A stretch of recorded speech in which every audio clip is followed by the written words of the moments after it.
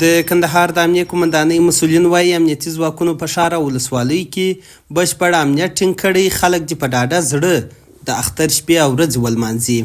مسؤلین وایي دوی ځانګړي امنیتي تدابیر نیولي څو د هر ډول پیښې مخنیوی شوی وي. د نیکمرغه لوی اختر د رارسېدو په مناسبت د کندهار ولایت اړوند 15 امنیتي حوزو او 19 ولسوالیو کې د نیکمرغه لوی اختر د دې مبارک ورځ لپاره ځانګړي امنیتي تدابیر نیول شوي تر څو هیوادوال دغه د خوشحالۍ او د نیکمرغۍ ورځې په ډاډمنه فضا کې ولمانځي. بل خو امنیتي ځواکونه هم خلکو ته ډاډ ورکوي څو خپل اختر په ډاډمنه فضا کې ولمانځي. دوی وایي شپه او ورځ د خلکو د ساتنې په موخه امنیت نیسي.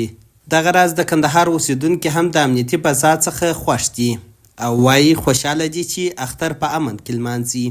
الحمدلله ان شاء الله کومه خبره نشته، 24 ساعته موږ دا ان شاء الله د ولس په خدمت کې نو اختر روان دی.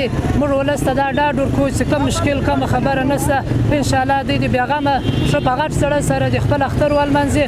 نو ان شاء الله موږ آماده یو خپل په ګزمو کې خپل ګزمې ورته کوو. 24 ساعته ان شاء الله موږ د دې په خدمت کې. اختر شپې خو نو خوشحالي لري، بیا موږ شکر دی الحمدلله وطن کې اوس امن امان دی. شکر دی الحمدلله، بار بار شکر دی چې په ډاډه زړه راوځو، په ډاډه زړه ګرځو، خپل وطن مو دی داسې د ساتیري سره راوځو، د طبیعت رستګي څخه راوځو. د کندهار ښار اوسیدونکي او امنیتي ځواکونه له ځوانانو غوښتنه کوي چې د اختر په شپو او ورځو کې د خپلو نقلیه وسایطو له چلولو سره احتیاط وکړي څو د ځان او نورو هیوادوالو ژوند وژغوري.